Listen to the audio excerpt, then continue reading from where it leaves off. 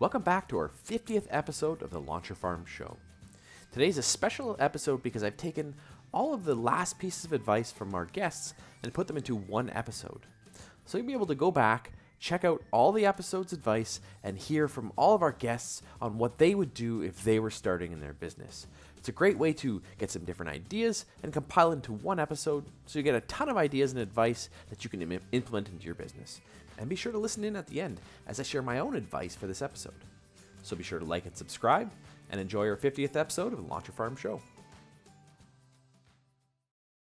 I will say something that one of the byproducts of COVID and just trimming expenses and everything else, because we actually looked and we cut 30% of our spend. Wow. Just because we knew it's just time to do that. Business is probably not going to be super crazy, but I just think like there's so many good ideas out there that really are at minimal cost. And we've talked about, like you and I have talked offline about training and everything else. And there's just, I think that we're at the point where even during the start of COVID, when I'm one of the organizers of the Buzz conference, and we were putting hours and hours of stuff out there that was just gold. There's so much out there. Start from that place. You know, you're either going to spend time or money, sometimes a combination of both. But I just think, the answers are out there for whatever you need. And I think another final thought is that we didn't reinvent the wheel. We had a couple of cool ideas along the way, but a lot of what we've built is a hybrid of, Joe Stump's By Referral Only, Dean Jackson, some other people. Kathleen Black was a big influence, Ken Goodfellow. They all kind of come together to build what you have, but 5% of my business is actually unique ideas. Yeah. It's layering those ideas together and stitching it together to create your brand and who you are and how you want to grow your business, but you're piecing it together with different ideas that you are. And but it's got to feel right. You're not just going to put on a pair of pants because it's cheap or whatever. It's going to fit it on because it's like, that's who you are, because you feel good when they're on. When the phone rings, no matter who it is, say, "Ooh, this is my buyer, this is my seller," and walk away and take the call. I mean, it's really that simple. On Facebook, I have my, what I do, realtor, listed in my description of who I am. It's little things like that. It's sponsoring the school play. It's sponsoring the parade. It's putting a $25 ad into an ad journal. It's just getting your name out and making sure people know who you are. Yeah. And that's when the more people know who you are, and the more likely you're going to do business. And then the more people who know who you are, that the ideal type of client you want to work with, the better it's going to be. So when you figure that out, whether it's Geographic, whether it's, like you said, if it's in mom's group or if it's schools or if it's whatever, however you want to get those people to know, the more you can get your message in front of those people, that's how you're going to get more business by. And I think part of it is also, don't be afraid to guilt your friends a little bit. Like we had dinner, my boyfriend and I had dinner Sunday night with two sets of friends, two couples who both have bought homes with me. One of them bought her home, her and her husband bought their home, and another one just recently through COVID sold their home and both bought their home. And both of them thought I did a great job. I did do a great job. And neither of them have left me reviews on Zillow or Realtor or on Google or on Facebook, whatever. And they were both saying, they're like, "You're the best. And oh my God, you got me the house for so little. And the house was never on the market. And you sold my house for $40,000 over ask." And I was like, "You assholes, go put that on Facebook, please." Like, what are you doing? I mean, but being able to say that, right? And being honest with your friends, like, this is what I need. I need you to tell other people, not just me, how great I am. I already know how great I am, right? Like, confidence is my strength. So I don't need you to tell me how great I am. You can tell my mom, she loves hearing it all day long, but I need you to tell other people, because that's how you grow a business. So it's a perfect way to wrap up the show is, now I can guilt you into making sure that you leave a review for the show and that you're going to tell people about the show. So I proved can't that deny on it your now. last show, didn't I? It's true. That's why I got to come back on 5 years later. Well, I really appreciate you being on the show, and it's great. And again, after interviewing you 5 years ago, I knew I wanted to have you on because I know how important that was for you when it comes to farming and how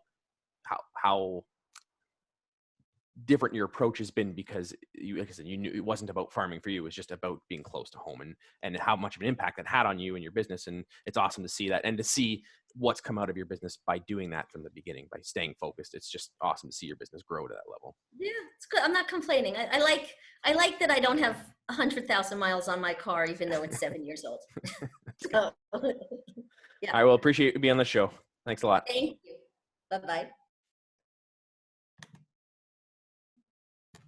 All right. If someone's thinking about getting started, get started now before you're really irrelevant. And that maybe doesn't sound the nicest way of saying it, but that's, I mean, whether or not, and I'm saying like, okay, right now, like you're seeing this, a lot of people don't like certain social media platforms, like Facebook right now is under fire for stuff. And yeah. Okay, don't worry about the platform. Put it on your own blog because you can control it and you can share it out. Start a blog. And 10 plus years ago in real estate, it was like, I remember this where people are like, you know what, you should be starting a blog. Yeah. Okay, if I started one 10 years ago, my life would be a lot different today. Yeah. Right? And just have fun with it.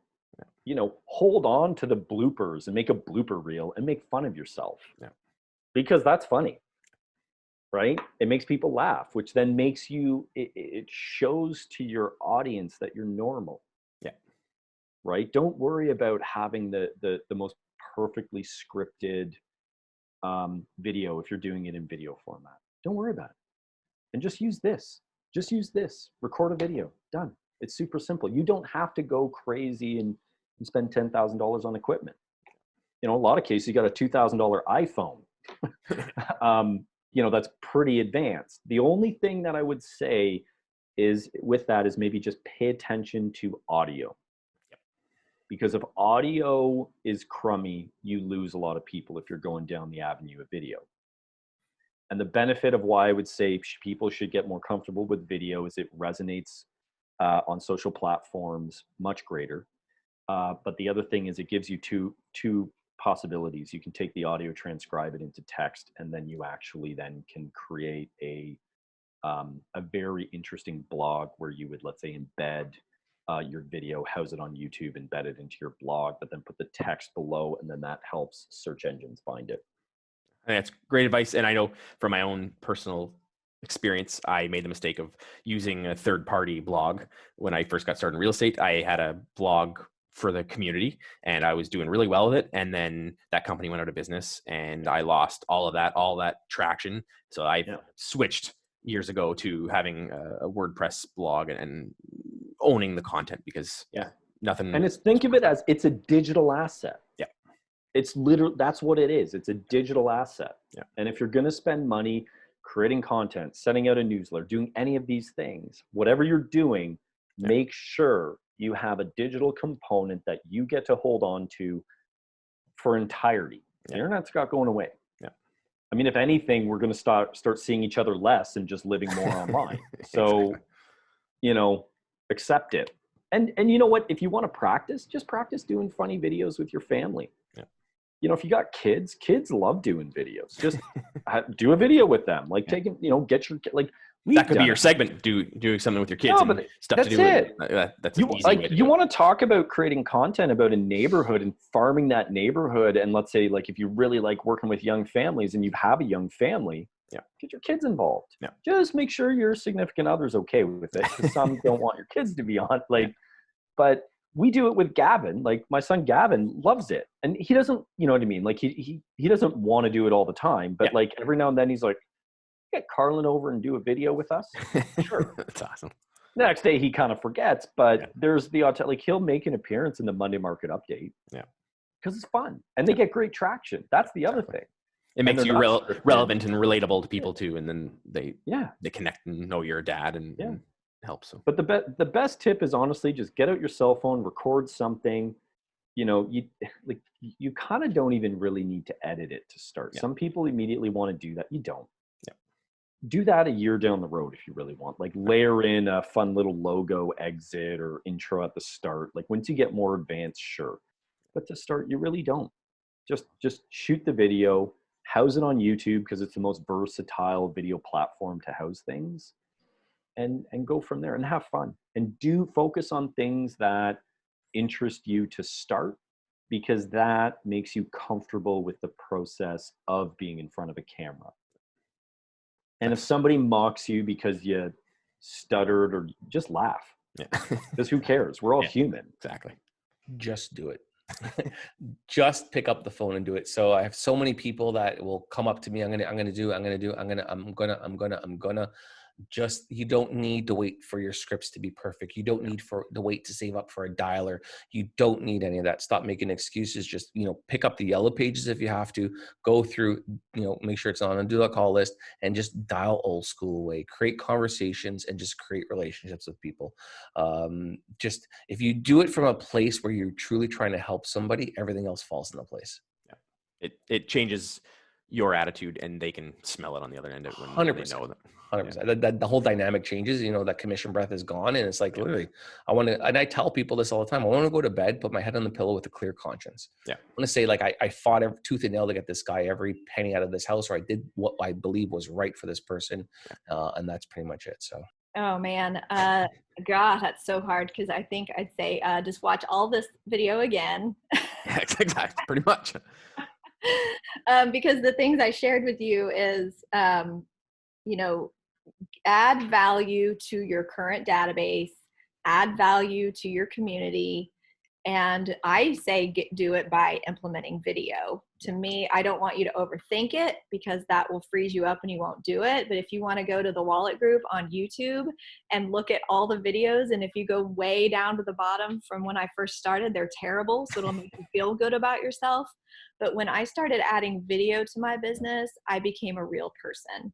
I was able to brag on myself without bragging on myself by saying, it's so cool, we've helped 100 families this year. And, this is when we do that, it allows us to give back. So thank you to you, our clients and our friends. Yeah. The humble brag is pretty awesome when you do it in a nice, respectful way. Yeah. But you get to be a real person. Also, the video is so important for us when it comes to the systems inside of our current transactions. We send out a video email for a pre-listing appointment. We send out a video email when we have a new buyer client, and we're just saying, hey, we're so excited to meet with you and discuss the future sale of your home. Here's what you can go ahead and start doing, and we look forward to meeting you. And then we get there and we're a real person. Yeah. And, it just adds this whole layer of this whole new level of humanity and communication and connection with people. A lot of times when we think about farming, we say, well, people are throwing the farming material in the garbage away. They're not interested. Yeah. There's a really good reason why this happens. Actually, a psychological effect in our head that keeps us sane. So when we're not interested in something, we are not seeing it. I don't even want to see it. It's going in the garbage because I'm not interested in it. It's out there. Yeah. But the moment that we become interested in something is the moment we start seeing it. Our brain allows us to see it and actually focuses on it. Yeah. There's one thing that you can do to actually even trick your brain into doing this right now. And you can do this as an exercise right now. Here's what I want you to do. I want you to find something red in and around yourself. I'm Canadian, so it's my Tim Hortons cup. There you go. And just focus in on that red color. Just focus and think about the red color. And then come back out and then look around anywhere. You'll start spotting red things wherever you look. Coming at you, right? You're seeing reds come at you really well.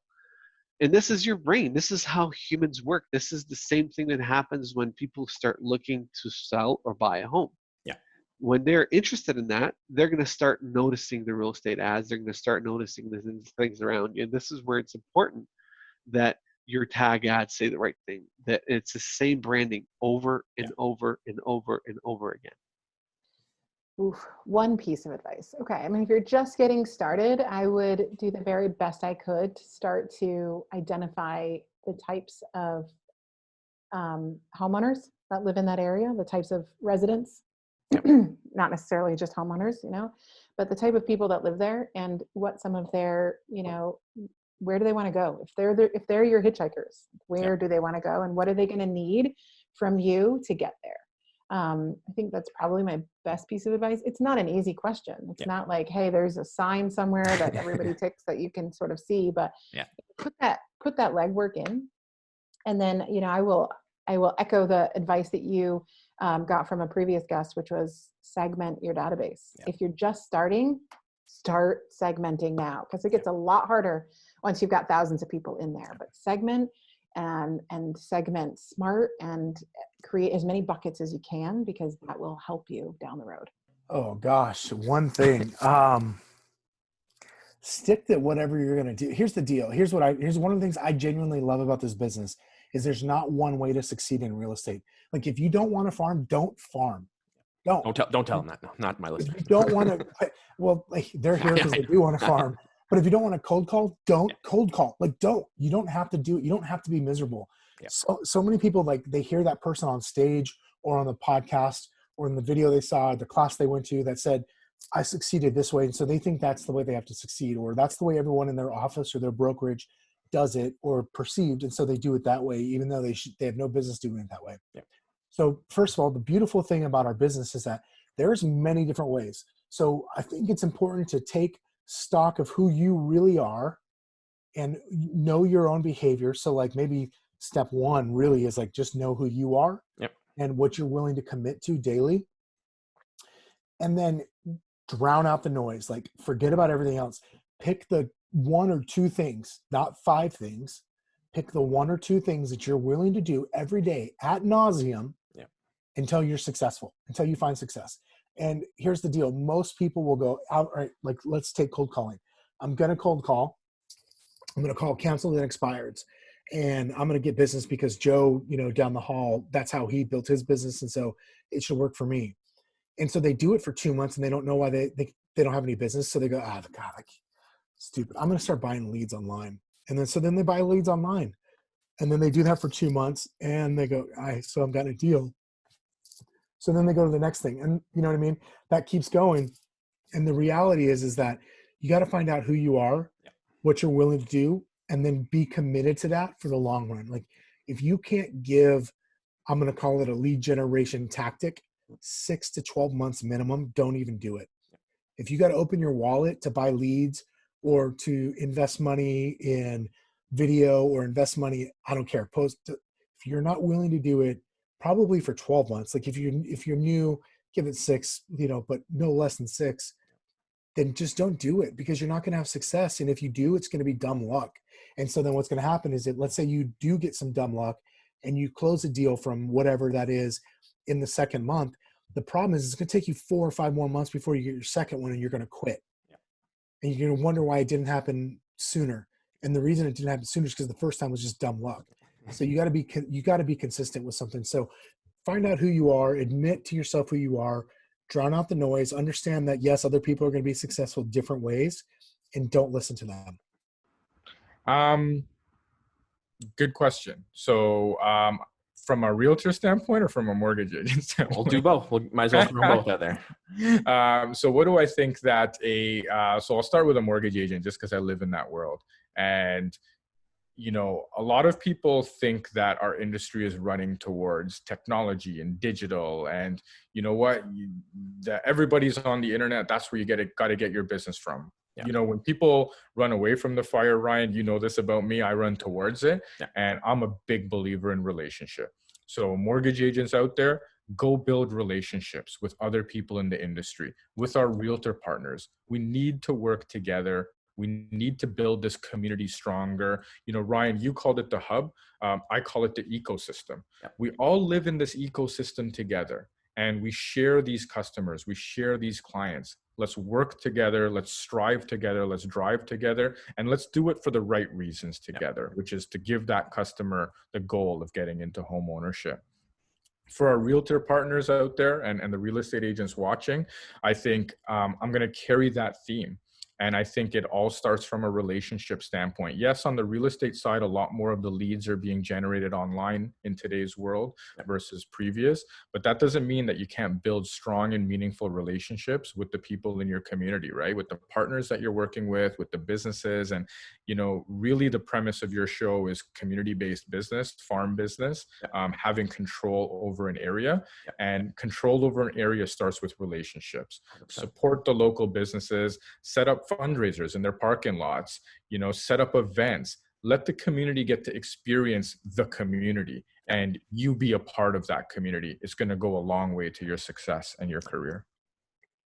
Don't let somebody's no intimidate you. Always go for no, because the more no's you get, you're closer to a yes. So I think there's a book called Go for No, and it's 20 no's to 1 yes is what they say in that book. And I always think of a no as a maybe. So, you know, if I didn't, I wouldn't have pushed to still have Pumbaa come and hang out. And we have so many other instances where that's happened, and so many lives we've been able to change and impact because of the community events and the charities that we have given to through the client events and through the community events. Because every client and community event, we tie a charity, no matter what. So from dollars to donations and, you know, food, commodities, whatever it may be, and time, it's really made an impact. And I would encourage you all to think of how you can make an impact, not how it's going to impact you. Because the secret sauce that nobody tells you is the reason for living is giving. And you don't think you can give because you don't have the money yet. You can always give. It just doesn't necessarily mean it is the money that you're giving. Exactly. I would say you're giving time, energy, or money, and you can give one of the three or all of the three, depending on where you're at in your business.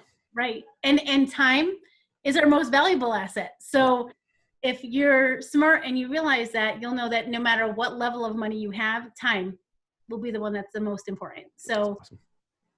That's my lesson for you. So just keep going. Don't let somebody tell you no. It's just like Dory says, just keep swimming. Exactly. You know, video is just a new form of communication. I mean, this is not to be, we shouldn't think of this as just marketing. We shouldn't think of it as a tool necessarily. We really should think of it as like, this is fundamentally changing the way we talk to each other. And if you look at, you know, younger people, if you look at, you know, teenagers especially, right? They don't call each other. They don't get on the phone. They text each other and they video chat, you know, and it's like, that's the future of communication. So if you have a simple message you're trying to send, a text message, you know, something that's text-based makes sense. But you're going to see a lot more video chat, right? I mean, we're all doing a lot of Zoom right now. That's definitely a version of it. You know, FaceTime, all those kinds of opportunities, and that's only going to expand. So I do think it's also very important when you're thinking about video to think of it as a one-to-one form of communication, right? So looking for ways to send personalized videos, right? So send people birthday messages on their video that are customized for just them and things like that, right? So I think that, you know, it's not necessarily a challenge that people think about, but it is a way of sort of interpreting video, and it really should create some urgency for you if you're watching this, right? If you're still sitting on your hands acting like, maybe video will die out as a fad or whatever. I mean, that's not going to happen. I mean, we can confidently say that at this point. But it is going to change how we communicate. And when it is expected, when you start getting clients that will not take your phone calls, but they want to hop on FaceTime, are you going to look like a fool because you don't know what you're doing? Or will you have 2 years of practice and impress them when you get on camera? Because that's another part of this that people are really neglecting right now, is that, you know, developing your confidence on camera, your presence and your ability to communicate to that, you know, piece of plastic and metal and glass, right? It is weird, right? I mean, that's not a normal thing people learn to do. That takes time. And if you neglect it until you're forced to do it, you're going to always feel behind at that point, right? So I think we're in sort of this golden period of there's a lot of information. There's a lot of people doing it, showing you how to do it. There's a lot of cool technology you can try, but it's also not fully adopted yet, right? So there's still a lot of people not doing it. So you can still get sort of an outsized benefit. And you're seeing that right now. You're seeing people that, you know, are making really nice professional looking listing videos because they've been doing it for a few years. You know, you're seeing people that are, you know, doing social media really, really well because they've been practicing for a long time. And at this point, they are eating market share. I mean, they are completely dominating their competitors because they are communicating the way people want to be communicated with. And it's only going to continue in that direction. That's an awesome point, because I think a lot of agents think video means I have to create these professional pushing out content videos. And like you said, the FaceTime, the Zoom meetings with a client, doing a walkthrough with a client, having listing appointments with people who aren't maybe not present with everything going on with COVID. Right. It all comes together, and that really is going to shine. And like you said, those people who are comfortable with it and have done it are going to do business, and the agents who are struggling and terrified and won't even want to turn their camera on are just going to sink. So that's, they won't get many clients, that's for sure. Yeah. So going back to that initial, just getting on the phone and shooting some videos is perfect advice, because just practice it. Practice listing presentations, practice your scripts on your video, just get on the camera and just do video. I would say go do a little bit of research of like what you see other people in your community or some other community, like reach out to that person. If you guys have questions, I'm happy to answer questions as far as like what that looks like. But really the biggest piece is just do it. It's not going to be perfect. It's going to look like it's going to be a mess in the background. It isn't going to feel good. You just do it. I mean, there's some events we do and I'm like, God, this could have been set up so much better than it was, or I can't believe we only had 17 people show up. And sure, you know, 17 people, like you just do it, and 17 people, somebody's going to send a referral. Like it just, and if you don't have a budget, who cares? Just like you can go do yoga in the park for free, you know, whatever. I don't like, just make something up. So the excuse on the budget and all that stuff, like you can get creative. There's enough meetup groups. There's enough things going on in our world today that you can get plugged into either a nonprofit or you can attach onto another event. It could be, you know, it could be like a little neighborhood park thing where they're doing some kind of, even if it's socially distanced right now. Yeah. So I would say just show up and do it. Just do something. It's not going to be perfect anyway. Like we've done hundreds of events and it's still not perfect. So don't be afraid to put yourself out there, to, you know, figure out a way to connect with people in an authentic way, to show your personality, to share those stories, you know, and do it in that real way. You know, we've been talking about this all throughout, like people never try to go in with the hard sell. Yeah. Go in and create something that's unique to your brand, that people will connect with and find value in. And, you know, a lot of that starts with finding your brand voice. You know, what do you want to be seen as? What is your voice? What are your goals for social media, your goals for your business? I feel like a lot of times in this industry, we try to play all these games and like try to like who's going to win. Yeah. But at the end of the day, people just want to have a good, like to not have a stressful process. They just want to go through it and sell their home and move on. It's really not about, you know, I mean, obviously more money is better, but I think for a lot of people, it's just ensuring that the process goes smoothly and that they feel comfortable that everything went as best as possible. Yeah, sure. Call me. Check out the challenge, which is. Yeah, you can check out the challenge. It's actually happening. It actually in the middle of it. Yeah, we're in the middle of it. Like we're actually launching this episode right now towards the end of the challenge. But you'd actually be able to take it over and over again as many times as you want. I'm creating it in such a way that you can do this on the start of the month every month. It's just started on a Monday. So just go to MassiveMomentumChallenge.com and you can check it out there. It's literally a day-by-day, step-by-step, paint by numbers on how to gain visibility and authority in your marketplace. It's essentially, and we talk about farming a lot in the event. And Ryan's a guest speaker, so obviously he's bringing a lot of value to the table there for our audience as well. So you'll learn a lot about farming. But essentially, what I'm doing is it's helping you build a business around you, who you are, and how you like to deliver your value. And you can call all of it farming, honestly. Every single bit of it. So that's the first thing. And if you're a team leader and you're interested in building out a team, or you're interested in learning how to farm as a team, and you just want to have a chat, just give me a call. just give me a call or DM me. Dustin at DustinPritchard.com is my website. You can go to my Facebook. It's Dustin Pritchard Real Estate Team. Pretty easy to get a hold of. I think one that actually speeds up results a lot, that a lot of people are even scared to do, is adding real personality to your content. Yeah. Like the example I was giving, like I constantly talked about butter tarts in real estate blog posts. Like that has nothing to do with it, but it added, like, you get to know me a little bit. Like, you know that I love blog posts, or I make a Raptors reference, or, you know, I show over a pint. I know, like, you know, right away, I like beer. Like even little things like, okay, you know, I like Dumb and Dumber and Batman. Like it's very quick to tell, and I can add personality into what I'm doing. Like kind of a lot of my goal with my marketing, from my show to like blog posts, all right, emails I send, is I want you to read it or watch it. And then when you meet me in person, it's the same person. Yeah. Like there's no inconsistency there. So like if I'm making a joke online, if that joke turns you off, well, it's going to turn you off when we're in person too. So I'd rather get that out of the way now. Exactly. So like put in your personality. If you have humor, put it in. Like, yeah, there's always a line you don't want to cross. But I'd rather come closer to the line and maybe once in a while put like a toe over than never coming close to it. But then your content's dull and no one cares. Like the first piece of content I ever created was, what is the difference between a customer and a client? And I basically just regurgitated the AREA textbook. Like that is some garbage content. Nobody cares about it. Like the only good thing that ever came out of that was it generated my first troll online.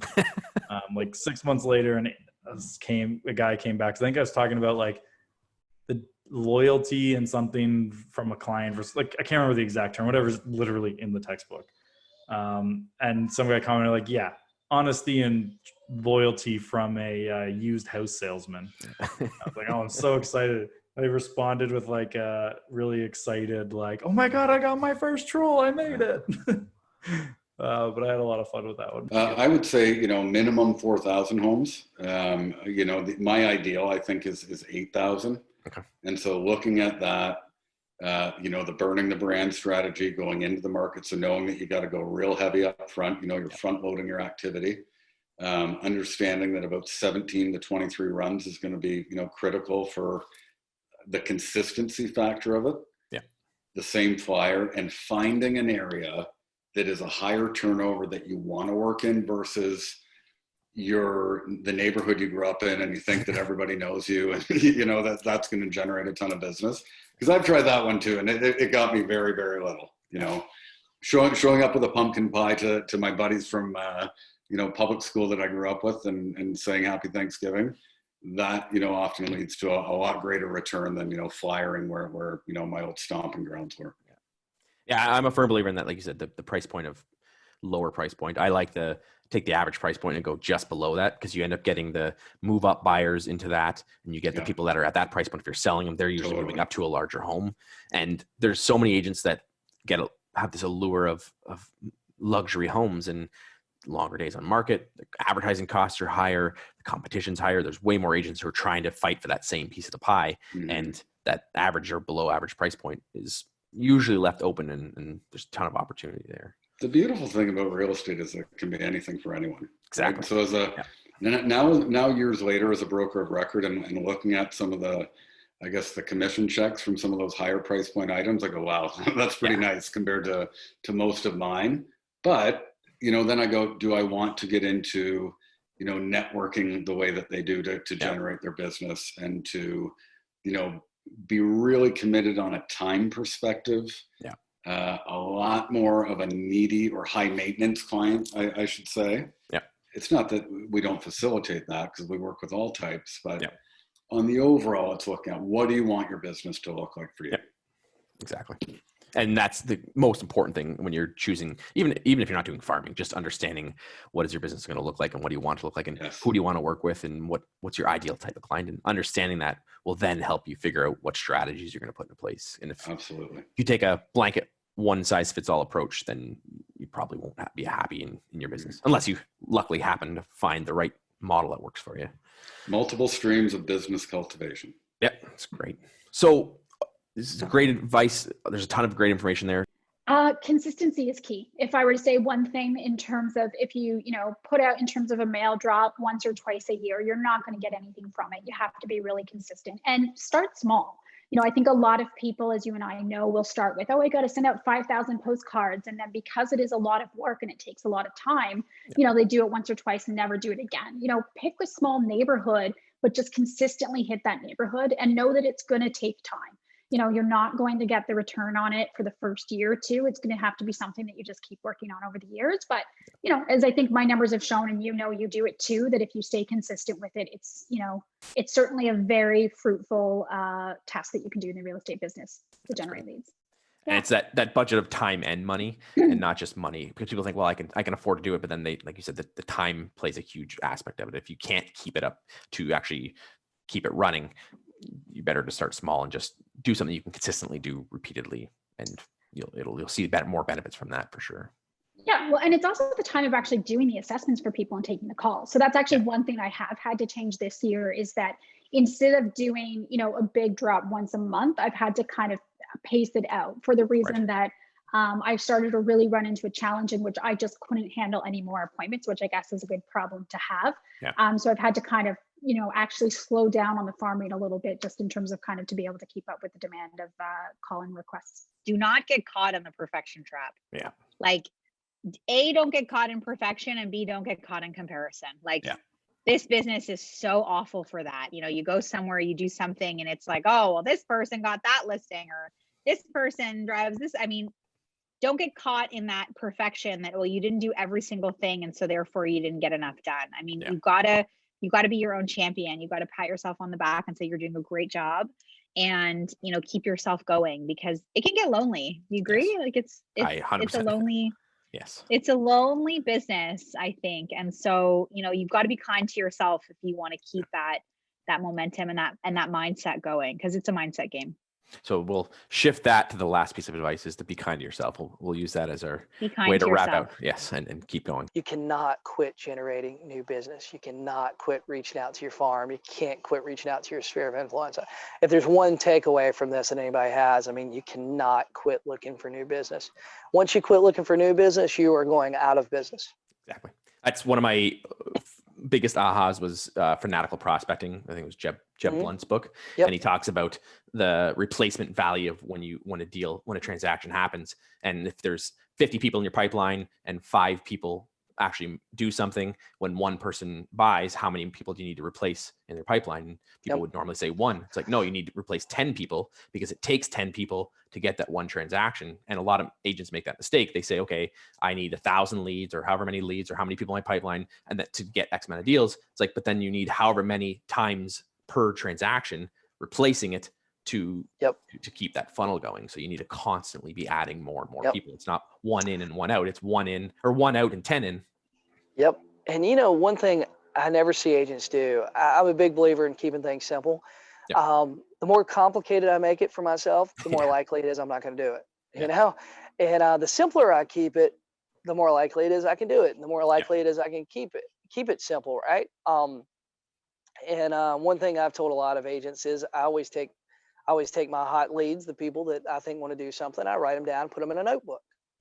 I don't leave them in my CRM, because you know what? I'm a high to medium D. I'm a really high I, but I'm a really low S and C, which means that I'm motivated. I like talking to people, but I'm not organized worth a damn, right?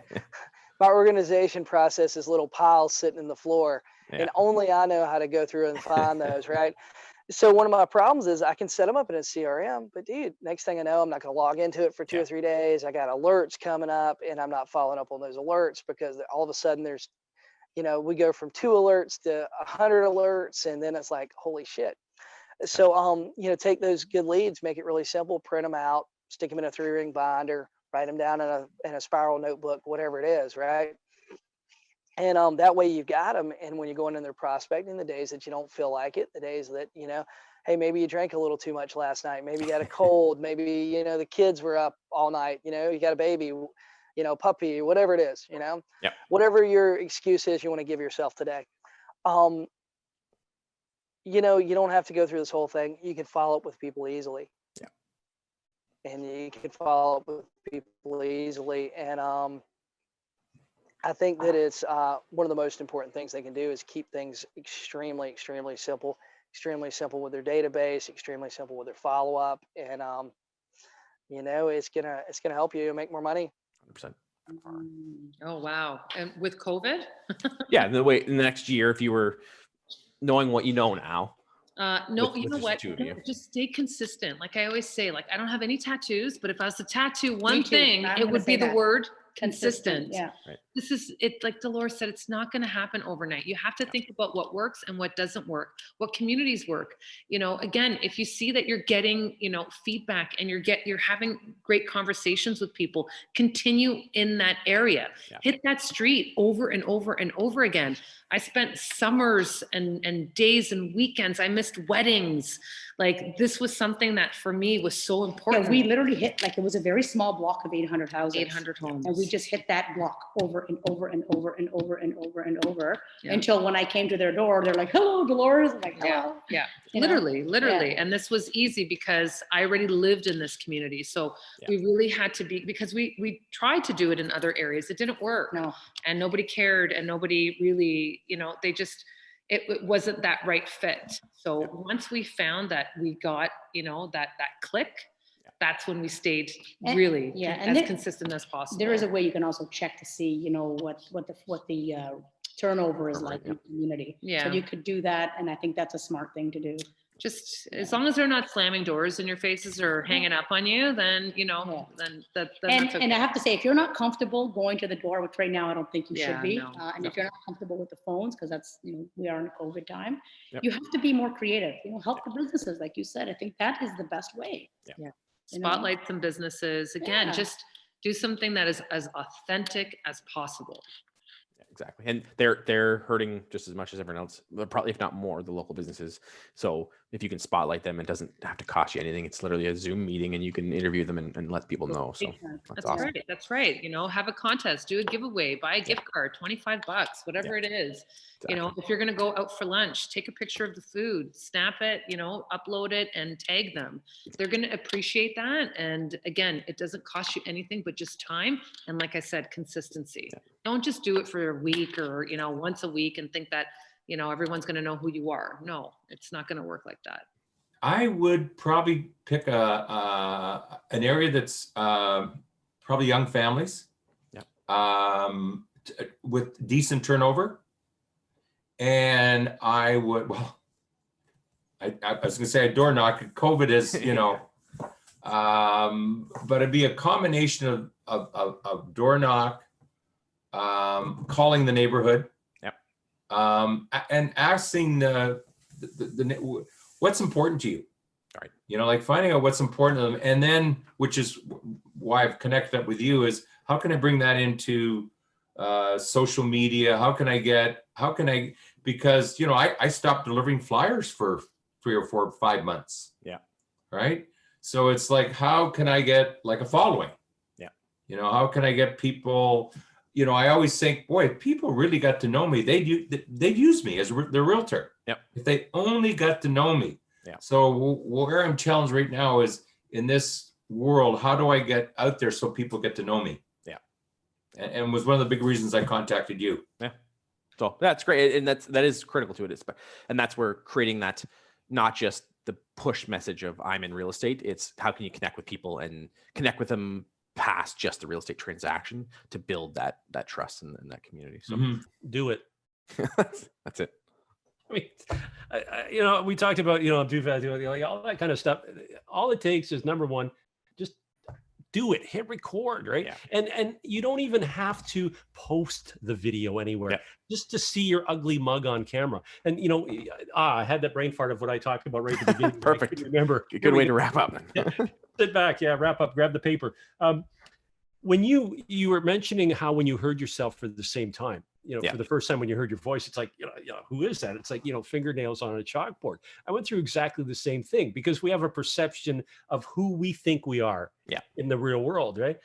If you take a video and do a mock buyer's presentation, do a mock seller's presentation, you know, like it could be your kid, your wife, your spouse, your teddy bear, whatever. Pretend that you're doing the presentation with them. Or just do a video of you talking about your favorite book or anything, just for about a minute or so.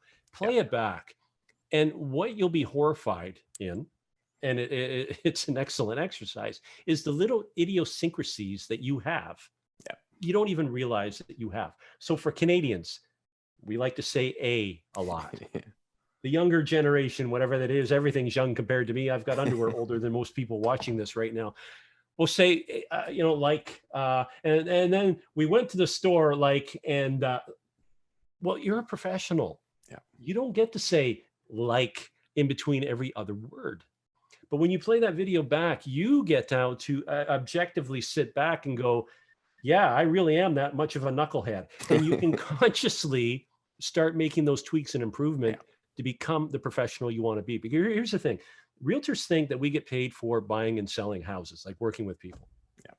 Mike Ferry would say, find a willing buyer, find a willing seller, and get in between them, right? You're not paid to negotiate. Oh, Michael, no, I took a negotiation course. I watched Matlock, every night for a year. I'm a negotiator. No, you're not. You really can't talk anybody into buying something.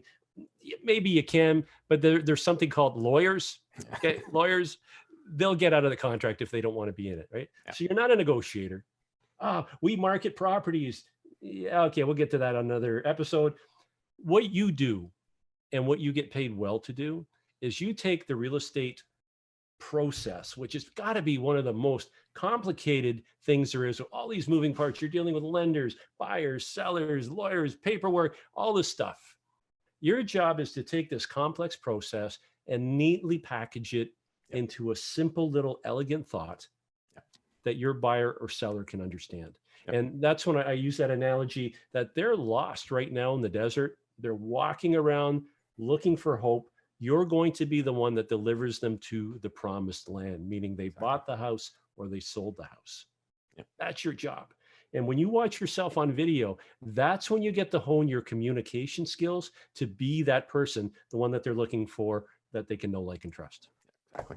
And like you said, help them know what they don't know, answer the questions that they want to have answered, and then help them answer the questions they don't even know. So even though they think they know the process, if you can, that's how you take the next step, is answering those questions that they don't even know that they need to know. And just have fun with this. Oh my gosh, don't overthink it, right? Just don't overthink it. Camera, eye level, lens, smile, talk, wipe off crap on the back. Have fun with this. Do a bunch of videos. And I promise you, once you get over the first 3, 4, 5, you're going to have a blast. You're going to have a blast. And we didn't even get into editing, video, email, and all that wonderful stuff. That could be come back for another episode. Yeah, there you go. Awesome. Stay consistent. This is such a cliche, but do it badly, suck at it, find it hard. Don't be wanting to do it and do it anyway. And keep doing it and keep doing it and keep doing it. I promise you, there is no magic wand anybody can wave. Don't outsource it. Don't outsource this. Get involved. Look at this. Don't look at doing social media as something that you have to do or should do for the sake of doing. Look at it as a prospecting opportunity and something that's very easily scalable, something that is very effective because people are present. Look at it as that stage where you have an opportunity rather than something that you're just doing for the sake of doing. Change your mindset towards it and then push through the lack of whatever excuses that come up and do it anyway, and then keep doing it. Because like I said, there isn't a magic formula that will work for you. It is just the sheer understand what people care about, you constantly and consistently talking about the things that they care about, and then just keep doing it. And you'll see results, or the results will come. 99% of agents won't stick with it, and you will be the shining star. So take that to your advantage, because if you're consistent, most people won't. So you'll be the person they'll go to. Yeah. And the problem is when something doesn't work for us, we start looking at we'll go to a convention and we'll get bags from 50 different people, and we'll just shiny object syndrome, typically speaking, right? Like we'll just do randomly a little bit of this, a little bit of that, a little bit of this, a little bit of that. No, we've told you what works. You know the things that we're talking about that are opportunities every day that you have, even from just doing research on MLS to doing home inspections to walking through staging to being at a home renovation, anything. All of these are opportunities on a daily basis that you have.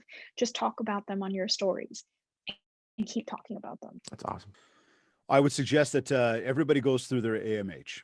Go through your audience, marketing, and hustle. You want to review who is my main audience, and that goes both ways. One, check your contact list, do an audit of the list, make sure you've got everybody that you know, like, and trust on that list.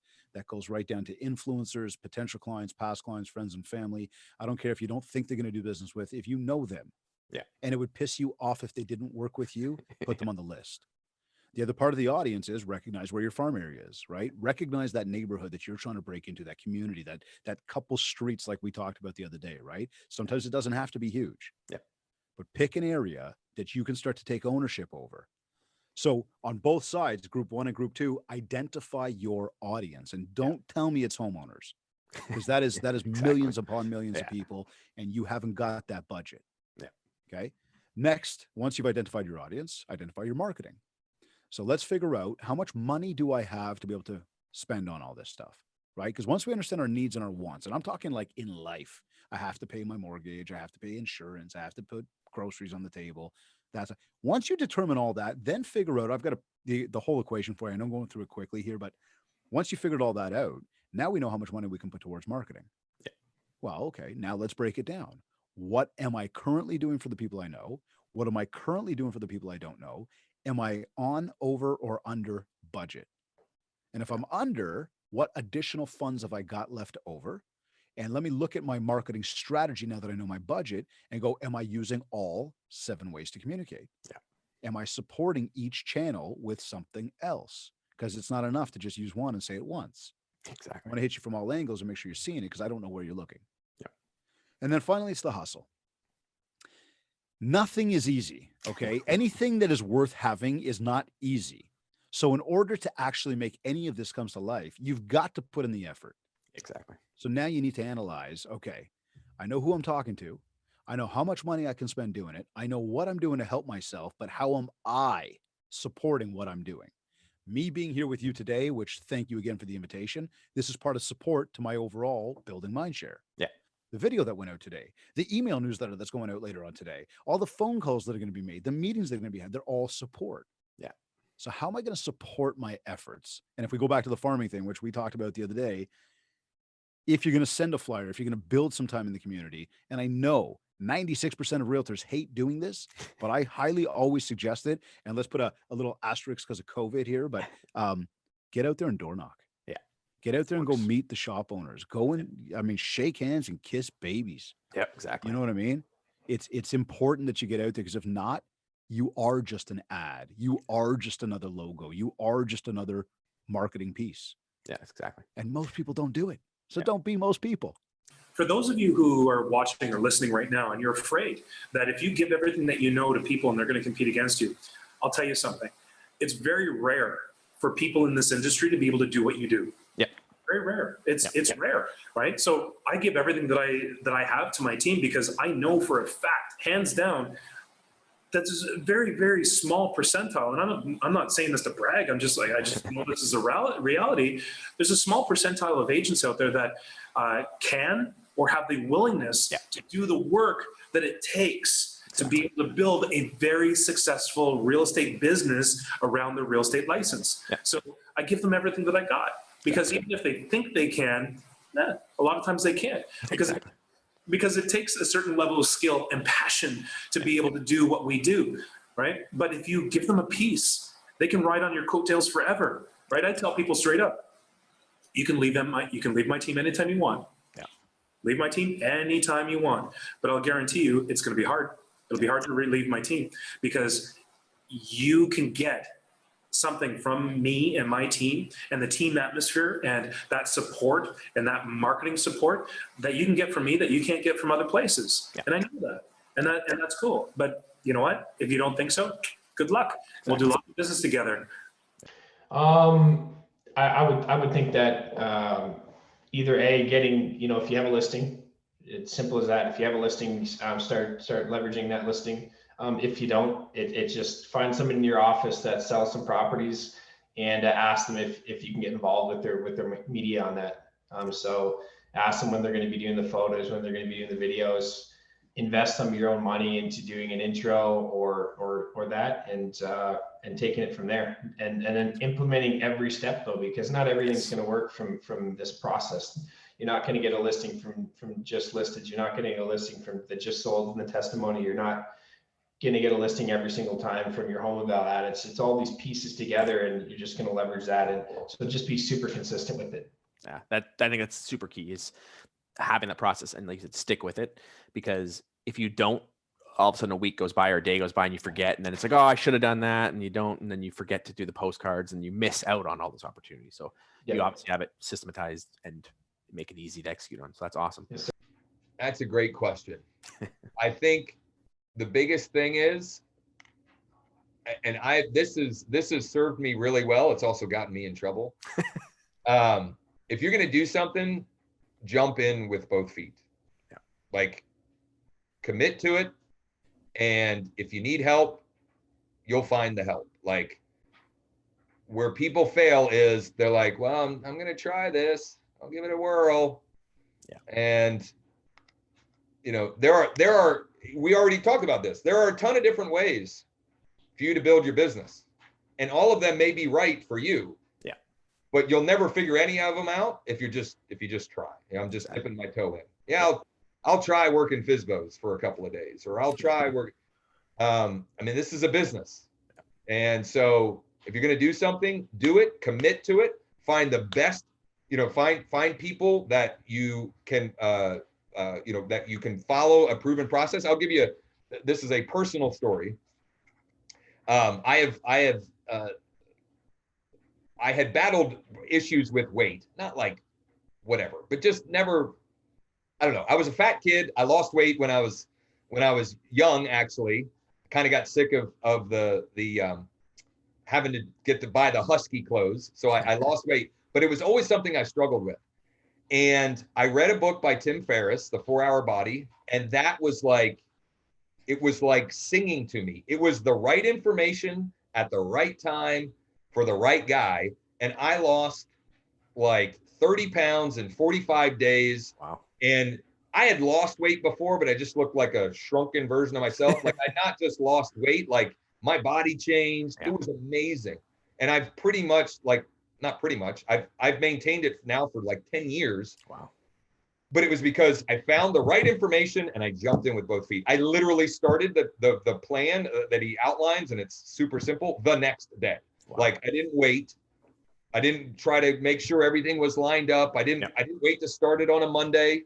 Like, I was like, I'm in, let's go. I'm doing this. And that's the approach you got to take. And that doesn't mean that you can't course correct. Yeah. Right. You can pivot, but it's hard to win at anything if you just try. I mean, you know, Olympic athletes, professional athletes, they're not out there just trying. Like, it's do or die for them. They're committed. And so I would just say, whatever you choose, commit to it. And if it's what we talked about today, awesome. Yeah. And but if it's cold calling and prospecting, hey, if you're committed to it, do it. Right? Because you can absolutely do business that way. So find what makes sense to you, what resonates with you, and go all in. I would say you need to be online. Yeah. You absolutely have to be online. If you are avoiding it for whatever reason, I get it. Like, not all of us love to be on camera, but at the end of the day, you know, it's the idea of you can go one-to-one or you can go one-to-many. And, you know, when I got my license when I was 21, I got this really cute pager. And I thought it was so cool. And now we're all running around with computers in our pockets. And, you know, there's pretty much no time where you can be in public and look around and everyone's not looking at their phone. Sad, so but it's sad, but true. Yeah. And if you're not taking up some of that space, some of that mind share, some of that top of mind awareness on that phone, you're going to get left behind. And I think it's super important that we understand that the more adaptable that we are as an industry, but also as an individual business, the longer you'll last and the more successful you'll be. No matter what it is you do, just be authentic, be genuine, and be real. Yeah, that's awesome. That's great. That's clean, simple, easy. That makes sense. So yeah, the only thing I would suggest is to check out this amazing podcast called Launch Your Farm. Go Google search that, binge watch all these interviews, because you're going to hear, how many episodes do you have now, roughly? 30, over 30 now. Why are you guys binge watching Shameless and binge watching all this other stuff that like degrades your brain?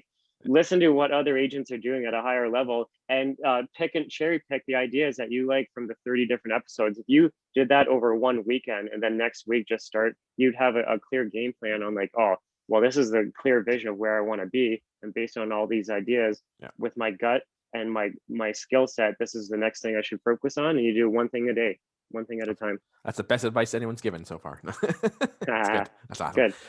You will never regret making video if you do it and you're consistent about it. Like anybody that's getting leads from making videos doesn't say, man, I really hate this. Like the best quality leads I've ever gotten in 15 years have all been from people that watched my videos. They were not from buying leads from Zillow. They were not from Facebook ads.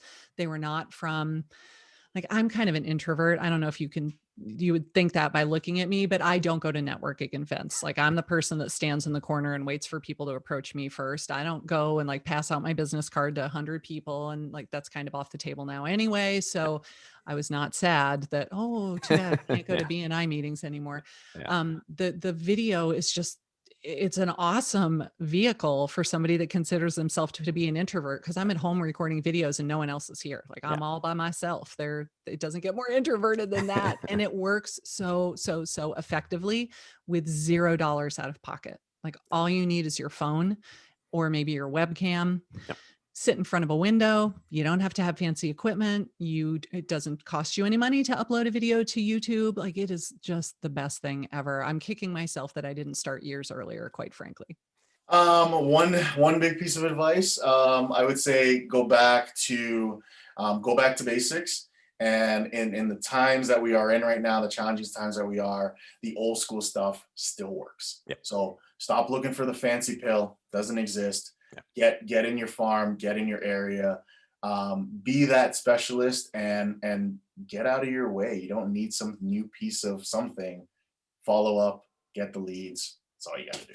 Talk to every single person you know, and don't be shy, because that's the easiest thing. Don't be a secret agent. Go talk to everybody. Hey, did you know, if you talk to like somebody at the bus stop, hey, just see what's going on in the market. If you have any questions or anything, I'm not trying to sell you anything, but if I can provide some value, here's my card. And if you can talk to as many people as possible and provide value to as many people as possible, don't sell them. We don't sell shit. It's all value based, and then I just happen to help people sell homes. So provide value to every single person in any way that you possibly can in your farm area. Okay, so this is a really important piece of advice here. So you have to know what you want, and you have to see where do your strengths line up to what you want. So if you're selling luxury, do you know a lot about custom designs, or do you know maybe a lot about rural properties? Because a lot of these properties here that are over 2-3 million, a lot of them are going to be rural farms. So try to align yourself. And if you don't have necessarily any preference in terms of style, rural, business, winery, greenhouse, then do what I've done and kind of combine the two with the actual community. And then once you find out exactly what you want to do, you need to double, triple down on all of that in terms of developing a brand for yourself.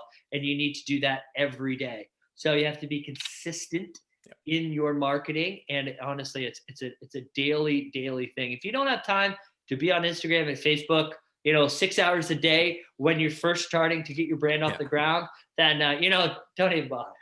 Exactly. It's not just hire someone to design a logo, put it out there, and then. Oh my God. Yeah.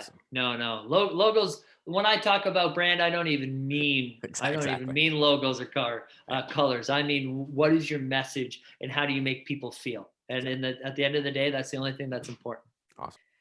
Yeah, I think one piece of advice would be just keep hustling, work really, really, really, really hard, and read a lot of books along the way, and get away from the negativity. Find people who you can really be positive with and grow with. So that's awesome. That's my advice. It's great advice.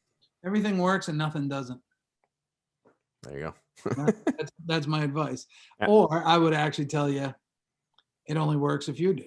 Yeah, 100%. Right. So you're not just going to do a video and then all of a sudden be famous. You got to do a bunch of videos. Yeah. You got to put them out there. You got to do it right. You got to follow the system. You can sit there and spend hundreds of hours per week learning, like me, right? Or you can just plug into a system so you can stay in that high flow zone doing what you do best, being with the consumer, right? Awesome. Yeah. That's where the money's made. Yep, for sure. 100%. I totally believe that. And you got to start and do it and then do it consistently. Consistency is key for anything really, but especially in being that community ambassador and being the farming expert. You got to just keep doing it, keep at it and keep planting your seeds. So start branding now. Like start branding now, it doesn't matter if it's 50. It doesn't matter if it's your church group. It doesn't matter if it's whatever you're involved in. Start marketing. Do it in a classy way. Don't be in their face. Don't call them. Don't door knock them. But let people know you exist. Engage with an audience, and forget those automated database programs that shoot off emails. No one's reading those. Nobody cares about your emails, right? So get real, shoot a 30-second video, post it on Instagram. Believe me, you're going to get 10,000 views if you're talking about something that's relevant. Watch the news. Mortgage stress test is coming out. What are the changes? What is going to, look at some graphs, put a little video clip, just talk about what's happening in the marketplace today, and you're going to create followers and you're going to create engagement. So if they're thinking about doing a farm, I would first say identify, you have to have a goal in mind, like how much money do you want to make? And then when you find the farm you think you want to focus in, make sure that price point matches your goals. And don't start too big. I mean, 250 is the number that we started with, and you can go to your local title company and they can help you find the likely next sellers. You'll get to know everybody in that neighborhood, and then consistency is key. I actually, for your listeners, they can send an email. So if they send an email to thegoods@racheladamsleegroup.com, so thegoods@racheladamsleegroup.com, they're going to get an email back with like my favorite farming scripts and just a bunch of social media tips and just a tons of like really free, some good goodies for them. And my intention behind that is to help them build their business, but they will see consistency is everything. Consistency with social media, consistency with time blocking, consistency with your farm, consistency with knocking. Like that's what's going to make people say, yep, Ryan's somebody I'm going to work with because he's not going anywhere. Yeah. Exactly. Yeah, the consistency is super important, especially with farming, where it's that time over time doing the same thing, and that's where I've had people come to me all the time and say like, oh, I tried farming, I tried it for a month here, I'm like, that's not farming, that's advertising. You're trying to market to yourself, but farming is that consistency in that with your efforts consistently over time in that same area. That's what's going to get the results. So the one piece of advice is start with a plan, start with a long-term plan, be prepared for failure. Failure leads to success, and you have to fail in order to get successful. It is natural. So many people, like we're talking 97% of agents who start a farm area, they quit. And they quit because they failed to plan, but they also, the first obstacle or the first negative thing or the first challenge that they encounter, they quit and gave up. And I will tell you, I have worked with so many people in farm areas that even though you might find, and you're like, after 2 months, you're like, I'm hitting a wall. It's the wall that when you break through that wall, I've started with people who've ended up with multi-million-dollar farm areas because they never quit, and they got sucker punched a lot because things that they tried didn't work, or, they got, one person got angry and then they quit, or a Facebook group wouldn't let them post. So they threw the whole plan out of the water. And I'm like, look, if somebody owns a Facebook group site, is there a law that says you can't start another one? Exactly. There is no law. We have a community association, and no offense, they're terrible on one thing. And I'm like, on their Facebook site, but it's okay. You know what? Just create another one. There's always, it's a competitive industry, and you have to work hard. So don't quit. Go long-term and don't quit, and listen to all the advice that your show shares with people, and keep working on it. Yeah, I actually my blog article this week was about failure. It said you're a failure, and it was about that. It's about the mindset, and we go in there thinking, oh, we fail, and we stop ourselves. We either don't start from doing it, or we give up because we do that. And you have to get rid of the failure mindset. And you're going to fail. You're going to learn from it. Hopefully you learn from it. You're going to keep going on, and that's how you succeed. So yeah, for sure. Yeah, my current advice for realtors, and it's advice I'm taking myself, is just try and make 5 calls a day. Talk to 5 people every day. If you're an experienced agent, you talk to 5 people who, each call takes half an hour because they're big relationships and stuff like that. If you're new, just get on the phone and try and talk to 5 actual.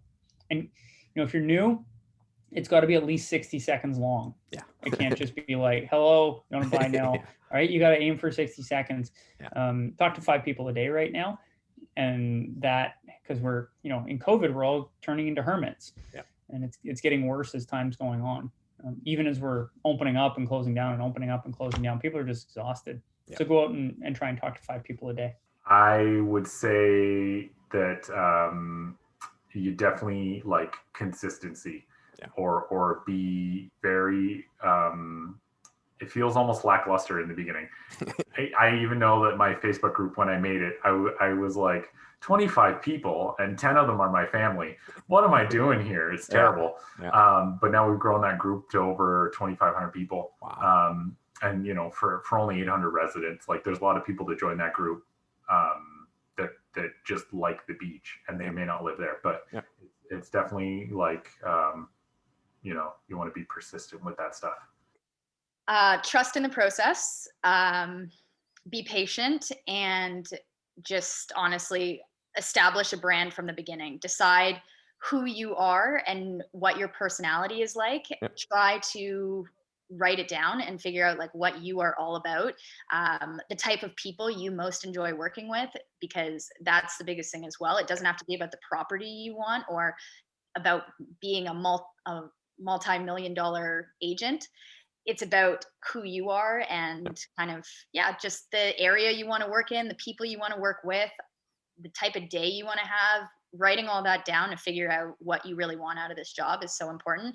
And then I think once you have that established, it will be a lot easier to develop a brand around your personality, your likes and dislikes, and just kind of go from there. Well, I think one of the most important distinctions, and you just touched on it, is my advice isn't everybody go start a food group. Yeah. I think for most people, that's the wrong thing. Like that, if you're not passionate about food, then it doesn't work. But I think the biggest way to figure out like what would be correct for you, I think, is to ask yourself, like, when you're selling your community to people who are moving there, what do you brag about? Like, what are the things that you're like, hey, my city is awesome because we do this, right? Like, what are the things you absolutely love? And I mean, I've seen people kind of take the idea and adapt it to all sorts of stuff. I think kids sports, like if you're a parent and you've got kids in sports, that's fantastic for communities. I did a sort of presentation on this last week, and somebody said to me, well, I'm a foodie. I love food, but I'm in a rural community. There's like one restaurant here. Yeah. And I think a cooking group would be absolutely fantastic. Somebody who I talked to started a Cool Cats in my neighborhood group. He fosters cats. It's like a passion of his, and he totally. And the interesting thing, I checked in with him just a couple days ago about how it was going, and so he's got about 300 members in the group, which isn't large. But I looked at his group, and he's got about 70 posts a day. Wow. So it's not necessarily about the volume of people, quantity of the members, right? Like, he's building real relationships with the people in that group. Like, they're cat lovers are totally like the cat loving community might not be huge in his area, but I mean, he's connecting with them. I think it's fantastic. So cool. I think figuring out like, what do I like about my area other than real estate is a great place to start. Be a knowledge expert. Know your stuff, right? If there's an anomaly, find out why. I mean, my staff still call me, and how often I call freaking agents and say, hey, you sold for like 2.8 on a street that I've never broken 1.9. What the heck did you sell? Yeah. Was there like the garage full of drums? Like, give me the information. Your agents too often think of as each other, I think, as competitors. We're colleagues fighting a big fight, trying to create success for everyone. Reach out, ask 100%. People, right? And get the knowledge so that you know what you're talking about. Don't pretend. Yeah, exactly. And it makes your job easier too when you're working with people who do want to know that and not coming in as a trying to butt heads. It's like if we're all trying to get ahead and help everyone and make it easier, then it's a win for everybody. Yeah, exactly. If we all know there's a grow up in the basement, we'll get through it. Exactly. Just start. I mean, it's that simple. You know, an idea without execution is complete insanity. Yeah. Right. I mean, all you're going to do is beat your head against a wall. I got this great idea. I got this great idea. I got this great idea. And it's like, okay, so when are you going to do something about it? Yeah. Right. So I've got this great idea for this email marketing campaign. Okay, great. When are you going to do something about it? Right. Yeah. So, well, I don't know how to get started. Well, that's a limiting belief. It's, you know, paralyzing fear. You know, you need to get over yourself and get over that limiting belief and just go do it. Now, that's really easy for me to say. Well, the biggest piece of advice that I've got is just to start. Well, there's going to be a lot of people that are probably watching or listening to this and saying, well, yeah, great, Scar. Thanks a lot. I don't actually know where to start. Yeah. Right. So what I would suggest are these 3 key points. Number 1, do you have a list? If you don't have a list, make a list. Okay. That's the absolute key. If you're in this business for any type of amount of time, you've got some kind of a list, right? All of your past clients, all of your potential future clients, any online lead, right? Anybody that's given you their permission to email market to them. A lot of people say, well, e-alerts aren't a form of email marketing. There's implied and express consent, blah, blah, blah, blah, blah. Look, they signed up for your website. They gave you their email address. You were marketing to them. Yep. Email content is just another piece of marketing. That's all it is. So yes, there is consent there. So understand that you need a list in order to be able to hit as many people. Number 2, the platform is important, right? Yes. So don't go to something like I've got like Infusionsoft that costs, $400 a month. That's crazy. Like there's freemium versions out there. Like MailChimp is free up to, I think 500 contacts. And then they start charging you after that's $9.99 a month. Yeah. US. It's like $12 Canadian or something crazy, right? So it's relatively inexpensive to get started. So number 1, make the list. Number 2, select your platform. And then number 3, in terms of getting started is understanding the audience that you have and the type of content that you want to send. Yeah. Don't start with, well, how many times do I have to send out per month? Kelly's saying 2 times a month. And I'm like, that isn't where you start. Where you start is with the type of content that you're actually going to be sending. Yeah. So start there, start with that type of content. And then the cadence it'll naturally happen. Start with 1 send a month and it'll eventually, like at the height, when when we were building the brokerage, I was sending out a piece of content a week. Yeah. Like once a week. It was every Friday I was sending out another email, and our open rates, the best open rate I ever had. Now, mind you, my list was to real estate agents, but it was like 63%. Wow. Like that's a crazy open rate on a list of like 5,000 people. Wow. Right. That's a lot of eyeballs on that email. Yeah. Right. So, the content's got to be good. And, you really, a lot of times you only have one chance. I mean, people that are on your list, Ryan, that are listening, they're listening to you, they're reading your content, the email that you sent last week. I can't remember it. I'm sure I got it. I can't really remember it. I'm sorry. It just wasn't memorable. I'm just kidding. It wasn't. That's why it bombed. So. Yeah. But you could repackage that email, send the same messaging out to that exact same list with just a couple of tweaks, like you said, right? Tweak in the subject line, maybe a tweak in the type of content or the structure of the content, and then pushing that out, and boom, watch, like your open rates could skyrocket, triple, quadruple what you did previously. Yeah, exactly. Right. So That's yeah, awesome. It's obviously a lot more than just get started. Understand that you need a list to be able to do email marketing too. That's pretty elementary, I would think. Number 2, go out and source out the platform that you're going to utilize. And then number 3, understand your audience and the type of content that you need to be sending out to generate open rates. And email's not going away. And that's the thing. So it's like, you need to learn it. And if you want to succeed at a high level, it's something you got to figure out. So yeah, there's a learning curve. Yeah, it's going to take some time. Yeah, you're going to have to figure out those hurdles up front. But if you do that, and you're willing to do it and commit to doing it, you'll grow and you'll grow your business, and it will be worth it. You want to get to the point so that you are so busy that you really don't have time for emails. That's right. 100%. First thing that I would do is before starting farming, I would make sure that I looked after my core business, which is repeat and referral. I would use that as a foundation, and the principles that you learn there, apply them to the farming side. The farming side, the biggest thing is you're going to want to understand that this is a business, and that so with a business, you're making an investment. So if you're going to make an investment of say $8,000 in a year, put it in a separate account. Yeah. It is not to be touched for your car payment. Right? It is literally a business, you know, and I understand it. I've been there.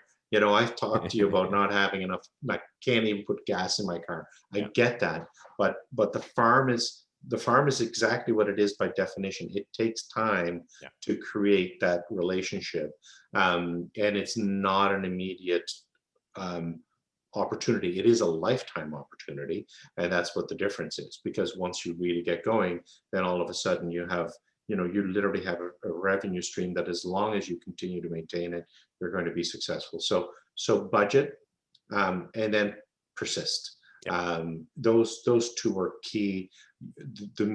You're going to be very tempted to give up in 3 months or 4 months because you've maybe gotten one lead and then your leads don't come. And this feels terrible because even as it comes out of my mouth, it's like, it's those guys who are like, no, it's just over the next hill, right? It really is over the next hill. That's the thing. And in farming, you literally cannot go wrong if you do it right.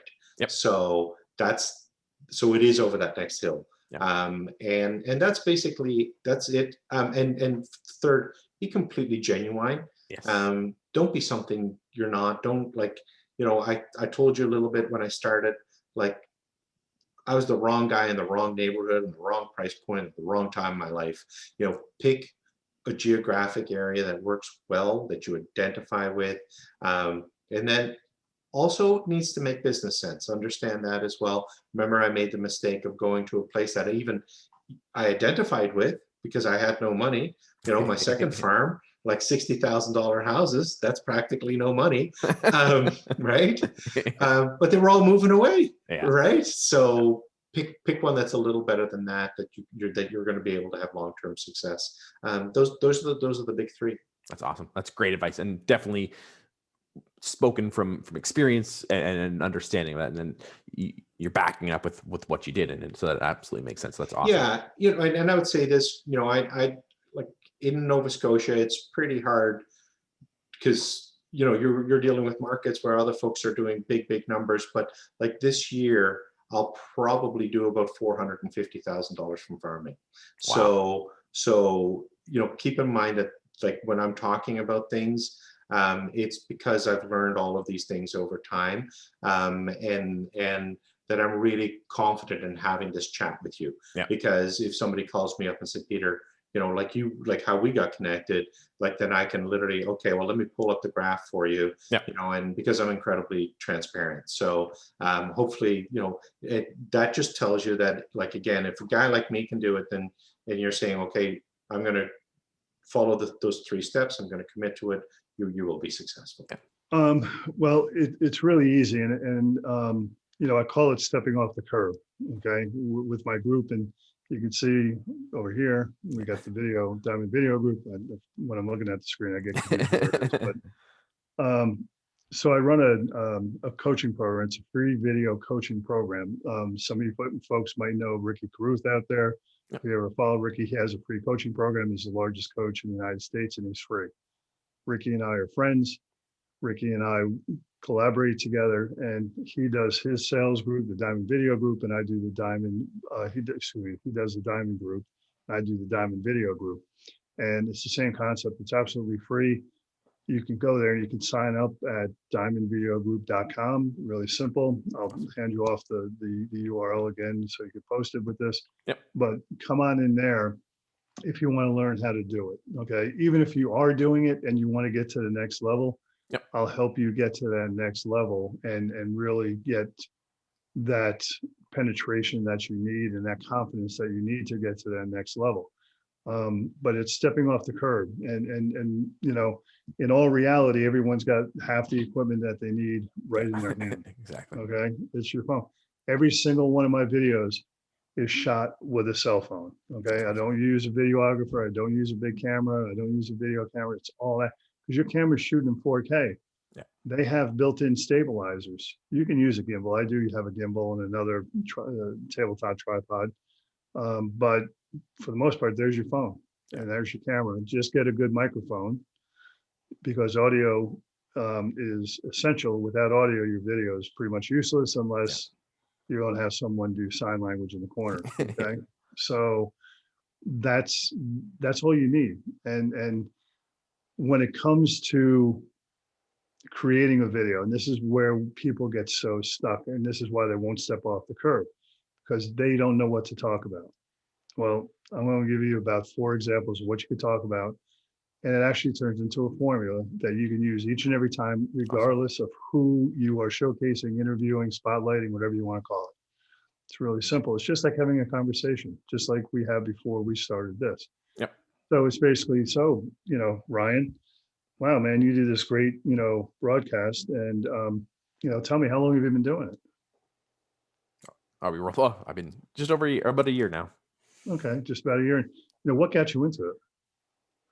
I wanted to help agents and give back and grow change people's minds about farming and get them getting into farming and how they do it. That's pretty cool. What's the most exciting thing so far that you've discovered in doing this?